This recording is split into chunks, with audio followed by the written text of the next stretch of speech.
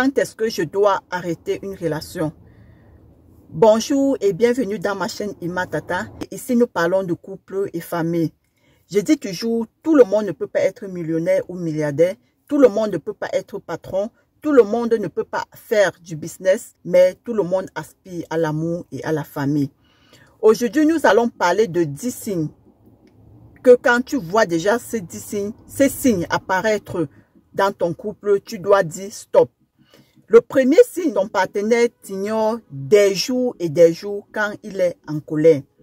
C'est-à-dire quoi? C'est-à-dire peut-être vous avez eu, peut-être il est en colère, peut-être le problème peut ne même pas venir de votre couple, mais peut-être ton partenaire, il a eu un problème, il est en colère, peut-être pour son travail ou bien, je ne sais pas pourquoi que ce soit, mais il t'ignore. Donc, tant qu'il est en colère, il va t'ignorer et il va t'ignorer des jours et des jours.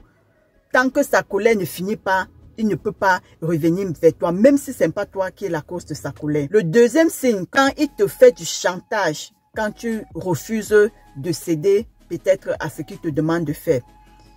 Je vais prendre un exemple banal. Un homme qui fait venir sa femme, un homme peut-être qui a payé la scolarité de sa femme, un homme peut-être qui a contribué peut-être au business de sa femme.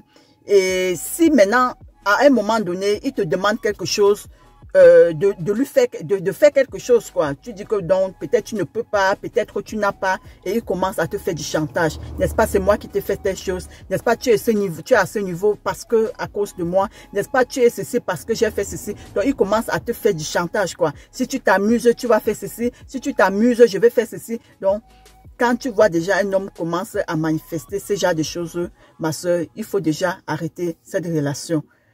Troisième de chose, quand il rabaisse tes opinions et tes projets. Donc, on ne refuse pas. On ne refuse pas que tu peux avoir des projets ou des opinions que lui n'est pas d'accord ou bien qu'elle n'est pas d'accord.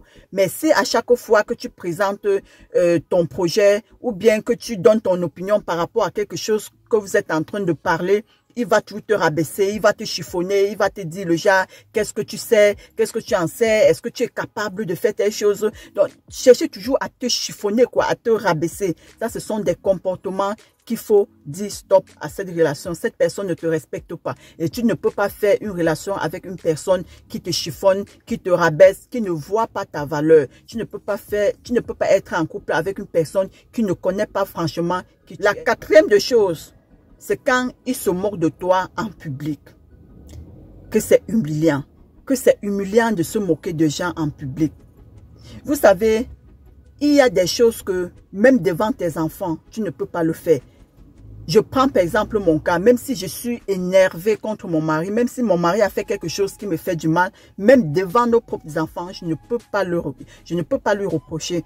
Même devant les propres enfants, je ne peux pas lui dire que ce que tu m'as fait, ça ne m'a pas plu. Mais il y a des hommes ou des femmes qui se permettent de ridiculiser leur partenaire en public. Et franchement, il n'y a rien de plus souillant que ça. Il n'y a rien de plus humiliant que ça. Donc, si déjà votre partenaire commence à faire ce genre de choses, s'il vous plaît, il faut arrêter la relation. Tu ne peux pas humilier quelqu'un que tu aimes en public. Tu ne peux pas rabaisser quelqu'un que tu aimes au milieu des personnes. Ça, c'est impossible. On ne traite pas une personne comme un MC. La cinquième de chose, c'est qu'il ou elle te manipule. Quand ton partenaire commence à te manipuler, la manipulation est interdite dans un foyer. Quand on aime quelqu'un, on ne manipule pas cette personne. Quand on aime quelqu'un, on ne cherche pas à abuser de cette personne. Sixième des choses, il est jaloux ou bien elle est jalouse en permanence. Tu es au travail, il ou elle est jaloux. Ou il ou elle est jalouse. Tu sors même, c'est la jalousie. Tu sors, tu étais où? Donc, tu ne peux plus rien faire de ta vie si tu n'es pas avec il ou avec elle. Tout ce que tu fais, c'est de la jalousie. Tout ce que tu fais, c'est de la jalousie. La sixième des choses, il contrôle tes sorties, tes habillements, ton maquillage. Donc, tout ce que tu fais, il contrôle. Tu veux sortir, tu vas où? Tu veux sortir, c'est comme si on t'a mis devant un tribunal. C'est comme si tu étais devant un tribunal pour répondre aux actes. Tu t'habilles, c'est des problèmes. Pourquoi tu t'habilles comme ça? Tu te maquilles. Pourquoi tu dois te maquiller? Une femme mariée ne doit pas se maquiller comme ça. Il y a des hommes qui le disaient. Il y a des hommes qui disent une femme mariée n'a pas le droit de se maquiller. Tu te maquilles pour qui? Moi déjà, je te trouve belle. Pourquoi tu te maquilles encore? Sans ignorer qu'il t'a trouvé, il t'a rencontré, tu étais maquillée. Maintenant, comme tu es dans le mariage, ou bien quand tu es en relation avec lui, il ne veut plus que tu te maquilles. Pourtant, c'est avec le maquillage qu'il t'a dragué. Pourtant, c'est avec peut-être ta mèche, ta greffe brésilienne qui touchait tes fesses qui t'a dragué. Peut-être que c'est avec tes faux ongles qui étaient longs comme ça qui t'a dragué. Maintenant, quand tu es dans le couple, quand tu es dans le foyer, quand tu es plein dans la relation, il ne veut plus de le maquillage, il ne veut plus les faux ongles, il ne veut plus les faux cils, il ne veut plus ceci. Pourtant, il t'a connu avec ça. Septième de chose, quand il contrôle ton téléphone ou bien quand elle contrôle ton téléphone, on ne refuse pas que de temps en temps, tu peux jeter un coup d'œil dans le téléphone de ton partenaire ou bien de ta partenaire. Mais quand ça devient déjà une obsession, que quand il est là ou bien quand elle est là, chaque seconde, il faut que tu regardes. Si un SMS, s'il y a la notification d'un SMS, il faut que tu prennes, tu regardes qui a envoyé. Dès qu'il ou il ou elle rentre à la maison, c'est la première chose à faire. Tu n'as même pas demandé si elle a passé une bonne journée, mais tu es dans son téléphone en train de fouiller. C'est qui ici? C'est qui là-bas? Tu fréquentes, tu passes sur tous ses comptes, tous ses réseaux sociaux pour chercher qui lui envoie des messages. Ça devient déjà une obsession. De temps en temps, tu peux jeter un coup d'œil dans le téléphone de ton partenaire, ce n'est pas un problème. La huitième de chose, il insiste pour que tu lui envoies des photos intimes. Vous savez, quand vous êtes en couple avec quelqu'un, que vous n'êtes pas encore marié, que vous n'êtes pas encore dans la même maison et que chaque fois, cette personne te demande de t'envoyer tes photos intimes, tes photos nues, ma soeur, il faut quitter cette relation. Ma soeur, si tu es dans une relation où l'homme là te demande tes photos intimes, te demande de te filmer nu pour l'envoyer, te demande de mettre les habits dépravés, je ne sais pas comment je vais appeler ça, pour lui envoyer des photos, il faut fuir cette relation. Cet homme n'est pas sérieux. Cet homme n'est pas du tout sérieux. C'est pour ça que vous voyez souvent sur les réseaux sociaux aujourd'hui, les photos nues des filles se retrouvent sur la toile. Parce qu'elles étaient en relation avec des pervers narcissiques. Il dit non, ma chérie, je t'aime, je veux que tu m'envoies des photos nues, ça m'excite, j'aime ça, j'aime te voir comme ça approfondit mon amour en toi.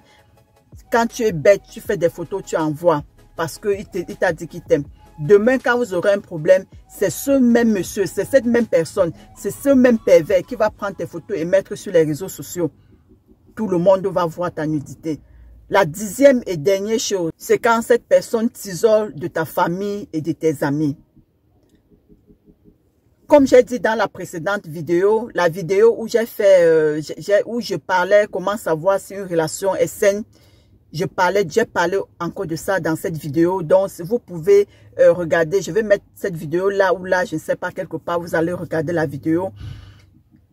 Si déjà ton partenaire, il ne veut pas, il veut t'isoler de ta famille, il veut t'isoler de tes amis, sache que cette personne est en train, comme j'ai dit précédemment, il est en train de te manipuler. Cette personne ne t'aime pas. Cette personne manifeste des comportements et il sait qu'en allant vers ta famille ou bien en allant vers tes amis, peut-être il peut t'arriver d'en parler de ça, d'en parler peut-être de ta souffrance, d'en parler de ce que tu vis, d'en parler de ces comportements.